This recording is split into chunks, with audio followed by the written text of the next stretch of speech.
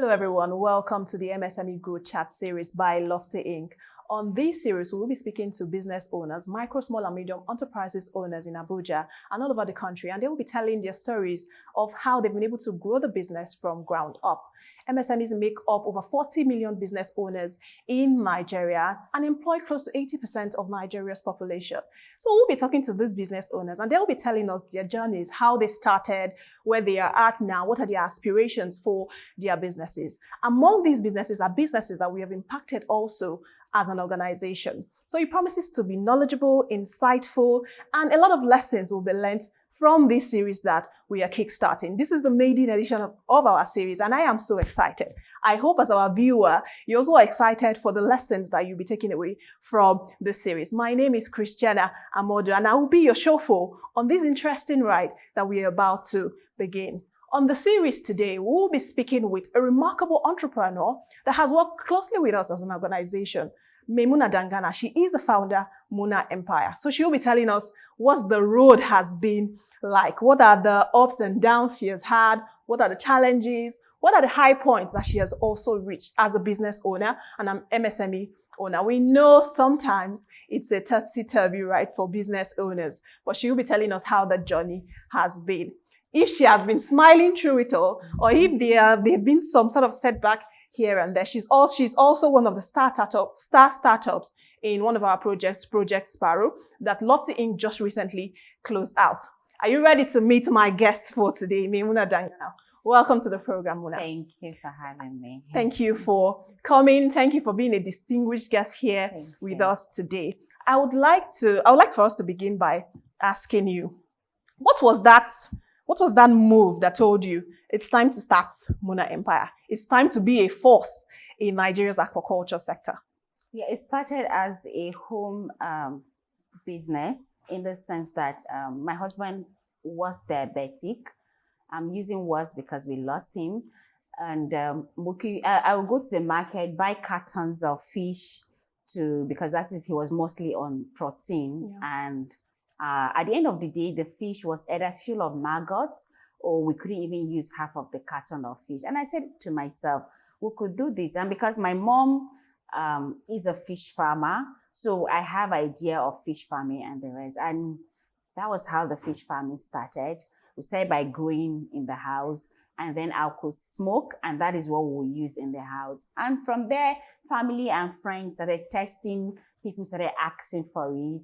And before you know it, it became a business, and now it has grown.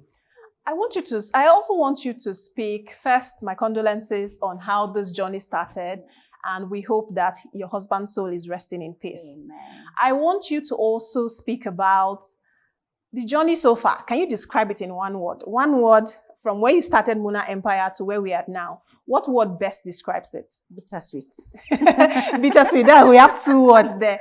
But I think that really describes the journey of most entrepreneurs, at least the ones I have spoken to in Nigeria and even across the world, because we know the global economy is changing. In Nigeria, we have things like inflation, and a lot of that is affecting the business space. What have been your high points, some of the highlights since you started your business? The highlight I would say is that we keep growing every day.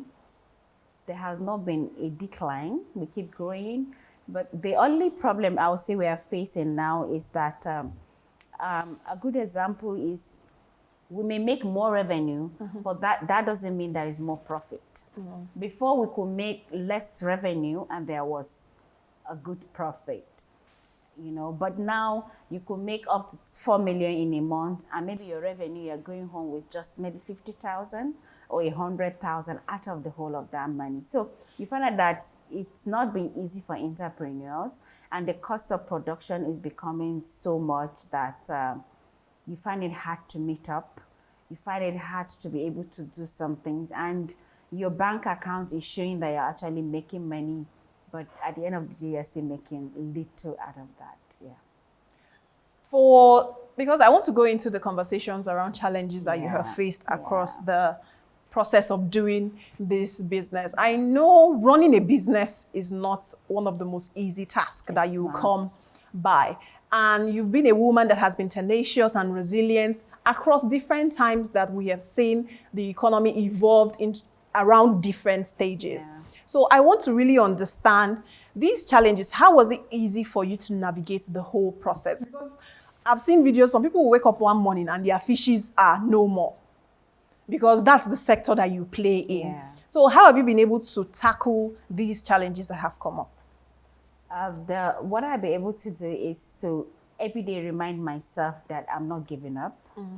And everything I think this is not a religious broadcast, Yeah. but I think my focal point has been having faith in God and waking up to take every challenge I find myself and to use it to build on myself. There was a particular time we smoked almost half a ton of fish, and we're just sitting, nothing happened. From nowhere, the whole entire oven burnt down. And that fish was not even paid for. But because of the mindset I already have, and the way I've already programmed my mind that I wasn't going to give up. And sincerely, I paid out that fish out of the nose, but I'm still standing. I'm still going. So I think I want to believe that whatever you sometimes is what was your mindset before you started. Yeah. What has been your mindset? And when people say, some people just go into business because they see the income people make out of it. But I want to say you have to have passion for it. It's very important. We ever tell you there is no passion involved, you're not going to eat the passion. Yes, we are doing the passion to also make profit out of it. But I think I will advise everyone that you don't just go into a business because there is so much profit into it. Go into a business that you still have, you love doing, and it's therapeutic to you. And I think that's what has kept me, sincerely. In LoftyInc, we pride ourselves as a business development service provider, and we have been collaborators over the years with Muna Empire, partnerships at different points with your business. I want you to also tell us how the relationship at LoftyInc has been, and also the support that LoftyInc has provided for you. LoftyInc has made us make it so easy for us and make it look like a family affairs thing.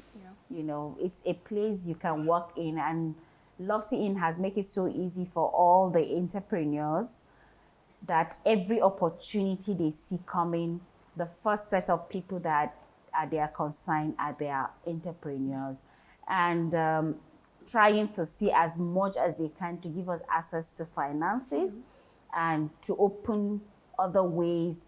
And not just that, when our product or services are needed, LoftyInc will still check up for you to bring or to supply such things. So I want to say it has been a great support. I think without their support, I don't think I will still be in business. Let me be frank and realistic, because they stood for me, they've been there, and they've tried to boost the business and the business to keep the business working. So yes. I also want you to speak to your participation in Project Sparrow. How somebody called you up and say, LoftyInc is actually undertaking this project to impact agri-tech enterprises. Tell me about the whole Project Sparrow experience for you. It was a beautiful experience because that was the first time I was pitching for my business. That was the first time I learned how to use my gadgets, because everything was done online. And that was the time they empower us on how to, let me even confess, it was through Project Sparrow I know there is something called Google Drive.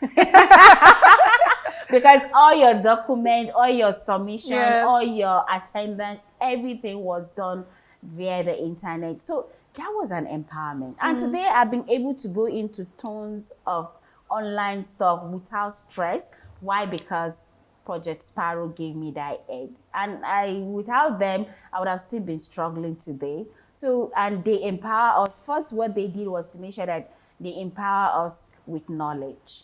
And not just knowledge, after teaching us, they take us out to the field work. So now they are teaching you, and then they are still showing you the field work of it, like a Montessori kind of nursery school section. So that was how they took us step by step. So you're not just sitting down online and talking and just leaving you there, but not just teaching us also, they make sure that the possible way they could get finances for us, they try as much as they can to help as many entrepreneurs as they could. I also want you to speak to expansion, because 2021 to 2024, it would be expected that in your business, you have been expanding, you've moved from one place to another. Speak to me about your expansion journey, from where you started, where you are at now, what you're looking at. Am I going to go to Europe, to go to a European country, and this is Muna Empire's fish in Europe. So talk to me about expansion. Yes, we've grown. We've grown from processing of just 50 to 100 kg of fish in a week or in a month to now processing half a ton to almost a ton in a month. And that is growth. And not just that, we've been able to incorporate other things into the business. So before, if it was just a center that you could come to just get catfish, now you can get different kind of fishes, especially there. We process all these things. And with the presence of the new slang in Nigeria now, the japa stuff, we've been able to export to so many European and USA countries, in the sense that there is so many people that have been able to japa. So there is demand for our product now more. So what we are trying to do now is to get the necessary certifications so that we can be in most of the African shops. And all you have to do is just to walk into the African shops and just pick our products there. Have you been able to, what is it like trying to penetrate into the African market so far? It's, will I say, some of the government policies are making it difficult, in the sense that you find out that to import in, it's easier for the other countries to do, and then it's more difficult for us Africans to take out our own good. And you find out that our neighboring countries' products enter more easily and more freely than we in Nigeria, even with the fact that you package well. And so I think the government had to look into some government policies and be able to collaborate more with them so that it will be easy. You find that in the European countries, the business between different European and SMEs is easier, faster, cheaper, and better for them. But in Africa, it's one of the most difficult thing to do. To ship my goods from here to Ghana will cost me, maybe let's assume, nothing less than 200 to 300,000. And maybe from here to UK, it's costing me 150,000. Oh, wow. So why is it difficult for Africans to be able to do business within themselves, and even why are the logistics so high? Why are our products so well scrutinized before it gets to different places? Why other countries, within a click of an eye, their products are everywhere? So the government policies are actually affecting us in one way. I also want to ask you, outside Project Sparrow, because I know even as a Project Sparrow cohort, we get our people to send you other opportunities. Outside Project Sparrow, have you been able to access other opportunities, or have you been able to be in other trainings that's related to agriculture? Absolutely. I've been in other training, and that is why I say Project Sparrow helped me to know how to use my gadgets. Yes. So now I've been privileged to be in so many other agricultural programs, and it's been easy because I already have an idea of how to do the online stuff and how to do some. So yes, we keep getting trainings, we keep getting empowerment, but sometimes how many ideas ready to empower you financially? Yes, yes. I also want to ask you, I know you have role models that you look up to. If you are given a golden ticket to have dinner with a role model or an entrepreneur that you love, that inspires you so much, who would that be? That inspires me so much. Yes. Sincerely, I will tell you Tony Elumelu. Okay. The reason being that the passion he has for others to grow, the passion he has not for just Nigeria SME, but for all African SME to grow, and the collaboration he keeps trying to get for other SMEs, and to see how he grew, you know, from down to up, and he's extending that to others, not minding who you are or what you are, and the way he's empowering women in almost all his company held by women. That's something to be, you know, to emulate. If I wake you up this morning and say, start Muna Empire all over again, would you do it? Considering the kind of roadblocks you have met at different points, if I wake you up this morning and say, I take you back in time and say, start Muna Empire all over again, would you jump at it? Anytime I will. I will always be there to do it. I just spoke with my daughter last week, and I said to her, I said, I wish God had given me the vision of this business when I was in my 20s. I said I wouldn't have been here. I would have been more than here. So we've already grown. We will not be starting. Yes. So, but I think we will do it better and best. Okay. But it's a business that you cannot never call me out of it. Again, another tricky question. I am a fresh graduate of agriculture, and I want to specialize in aquaculture, fishes, and all of that. And I come to meet you and ask you, as a founder of Muna Empire, Ma, what advice would you give me? Fresh, out of school, no knowledge, what would be your advice for me? Before you go into the business, get a mentor and start something. Learn about the business before you go into it, so that the mistakes we made, the person will make such mistakes. What's one mistake that you have made that if you're given the opportunity to go back in time, you would correct as relates to your business? Not separating the business finance with the personal finance.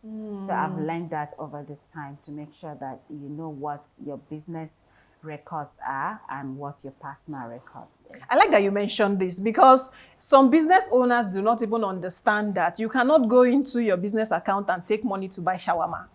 You cannot go into your business account and take money that you want to go and do some personal things that benefits you. And it's really interesting that if you are to correct something, that is one thing you will correct, because I think that is a very, very significant aspect that some business owners might need to also look at, and look at how to improve upon. Would you say you have gotten better with that? I've gotten better. Yes, and we're still growing every day, so I'm getting better. So no more Astra, go into my drawer and go and bring 5,000. Let's go and use and buy juice. So that is not happening any longer. I also want you to speak to us about what are you seeing in the future for Muna Empire? Where do you see yourself, say 5 years, 10 years? What are your expectations, and what are you seeing in the future? Our expectation is to be on every supermarket, so that it's easier for everyone to just pick our products and not necessarily still have to order, and we still supply.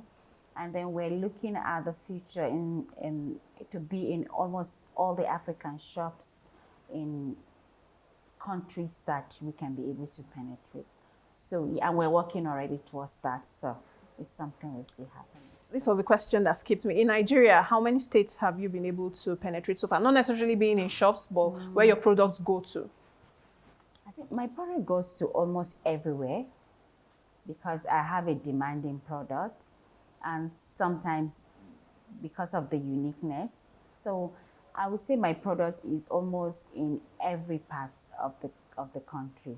And that's a testament. Yes. That's a testament also to the kind of support you have also received from us as LoftyInc. Thank you so much, Maimuna, for making our time, coming on the podcast to share your stories. Thank you for having I'm me. very sure that a lot of women, young women even in your age gap, even women older than you, will be inspired by the journey you've had so far. And speaking from this stance, because I understand how this journey have been for you. I remember one of our programs that you had to be there, and I really saw you cry because you have seen the processes where you have to move up the ladder, be at where you are today. And we only wish you to go higher and higher as Muna Empire. And indeed, the sky will not just be a limit, but a starting point for your business. Thank you for being on the MSME Growth Chat by LoftyInc today. Thank you for having me. Thank you to everyone that is watching. You're watching now, you're going to watch. Thank you for watching this episode of the podcast. I hope you have been inspired. I hope you have learned lessons from the tips Maimuna has given today. Don't forget to follow us on all our social media platforms that you'll be seeing on the screen right now. Follow us on Twitter, follow us on Instagram, follow us on Facebook. We'll be churning out a lot of insightful information. And you don't want to miss out on this information. So you have to stay glued to what we are doing. Till we'll come again with another business owner to tell their stories. Hit the subscribe button so you don't have to miss out on the next story we'll have to share. Thank you and see you next time.